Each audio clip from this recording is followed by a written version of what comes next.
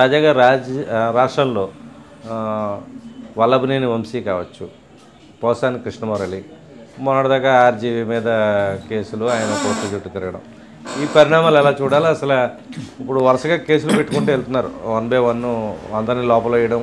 YCP గవర్నమెంట్లో గతంలో రెచ్చిపోయిన బ్యాచ్ని list పెట్టుకుని ఇప్పుడు లిస్ట్ అవుట్ చేస్తున్నారు. దీన్ని ఎలా చూడాలి?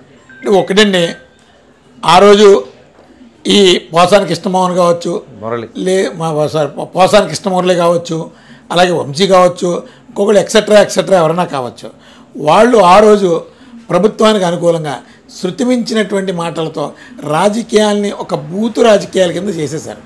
వాళ్ళేమీ మడికట్టుకొని కూర్చోలేదు. ఈరోజు కూటమి ప్రభుత్వం కూడా మడికట్టుకొని కూర్చోలేదు. మీరు ఒకటి చేశారు, మేము 2 చేయగలం అని నిరూపించుకుంటున్నారు. లా మీద ఇద్దరికీ గౌరవం లేదు. లా అంటే రెస్పెక్ట్ లేదు. ముందు లా అండ్ ఆర్డర్ని మెయింటైన్ చేసేటటువంటి ప్రభుత్వాలు వచ్చిన రోజుని మనం వీళ్ళ కోసం మనం మాట్లాడుకోవాలి. వాస్తవానికి వీళ్ళిద్దరూ చేసినటువంటి తప్పులే, వాళ్ళ తప్పులు చేశారు, వీళ్ళు ఆ తప్పుల మీద తప్పులు వీళ్ళు చేస్తున్నారు. కానీ వీళ్ళిద్దరూ దొందుదే అని అనుకోవాలి. ఈ రాష్ట్రంలో ఉన్నటువంటి మాబట్టి వాళ్ళందరూ బాధతో చూడడమే. రాష్ట్రంలో లా అండ్ ఆర్డర్ లేదు, శాంతి భద్రతల సమస్యలు అన్నీ కూడా సర్వనాశనం అయిపోతున్నాయి. ఇప్పుడు క్రియేటెడ్ కేసులే, ఏ కేసు అయినా సరే కోర్టుల్లో రాజకీయాలకు సంబంధించినటువంటి కేసులే. ఒరిజినల్ క్రైమ్ని మాత్రం తగ్గించాలి. ఒరిజినల్ క్రైమ్ రేట్ మీద లా అండ్ ఆర్డర్ని మనం ఉపయోగించాలి.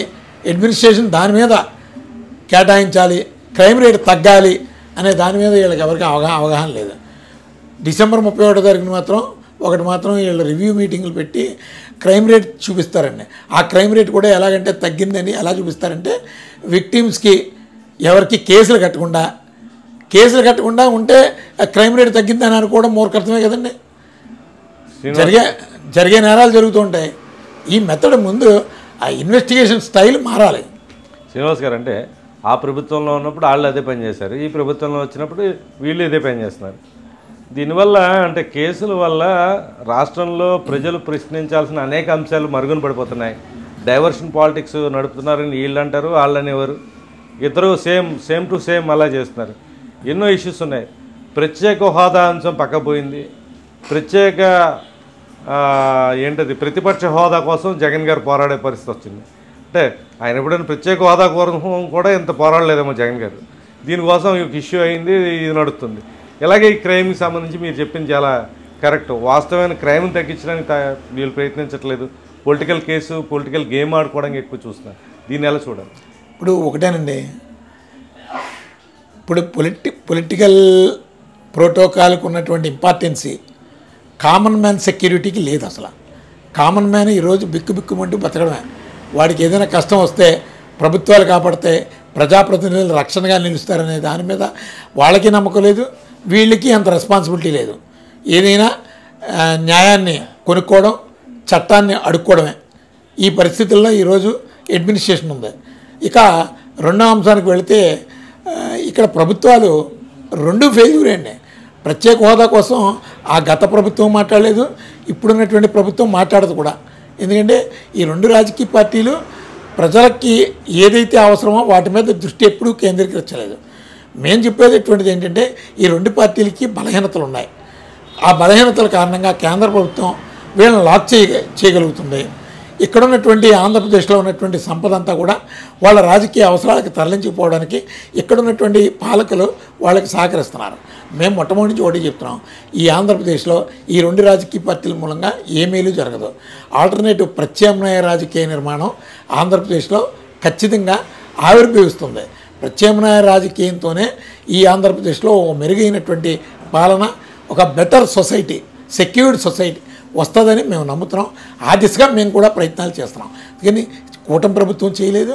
వాళ్ళకు ఉన్నటువంటి ఘోరమైనటువంటి సమస్యలు అలా ఉన్నాయి, వాళ్ళ బలహీనతలు. అలాగే జగన్మోహన్ రెడ్డి గారికి కూడా అలాగే ఉన్నాయి. మధ్యలో వీళ్ళిద్దరూ తన్నుకు చేస్తూ ఉంటారు. వీళ్ళిద్దరూ అక్కడ మోడీ గారికి బాంచని అంటుంటారు. ఇదంతా ఒక సైకలాజికల్ డిసీజ్ అండి ఇది. ఎందుకంటే కృత్రిమ వైరస్ అని వీళ్ళకి తెలియనటువంటి వైరస్ వీళ్ళకు ఉంది. వీళ్ళిద్దరూ కొట్టుకుంటారు, వీళ్ళిద్దరూ తన్నుకుంటారు.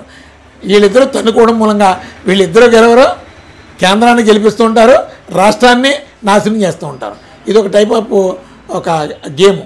అందుకని ఆంధ్రప్రదేశ్లో ప్రజల్లో ఖచ్చితంగా ఒక రకమైనటువంటి తిరుగుబాటు అయితే వస్తుంది. అది ప్రత్యామ్నాయ తిరుగుబాటు. ఆ ప్రత్యామ్నాయ తిరుగుబాటులో ఈ రెండు రాజకీయ పార్టీలు కూడా కనబడవు. Thank you very much. అనేక అంశాలకు సంబంధించి చాలా స్పష్టమైన వివరణ జరిగింది. ఎమ్మెల్సీ ఎన్నికలు, బడ్జెట్ అంశాలు, రాష్ట్రంలో కేసుల మీద కేసులు, తర్వాత దీనికి సంబంధించి జగన్మోహన్ రెడ్డి అండ్ చంద్రబాబు నాయుడు గారు వీళ్ళిద్దరూ కూడా ఆడుతున్న సైకలాజికల్ గేమ్ వల్ల రాష్ట్రానికి జరుగుతున్న నష్టం, ఇవన్నీ కూడా చక్కగా విశ్లేషణ చేసినందుకు ధన్యవాదాలు తెలియజేస్తూ మరోసారి మరికొన్ని అంశాలతో మిమ్మల్ని కలిసే ప్రయత్నం చేద్దాం. ఇది మీకోసం మీ Ramanarayana. Thank you very much.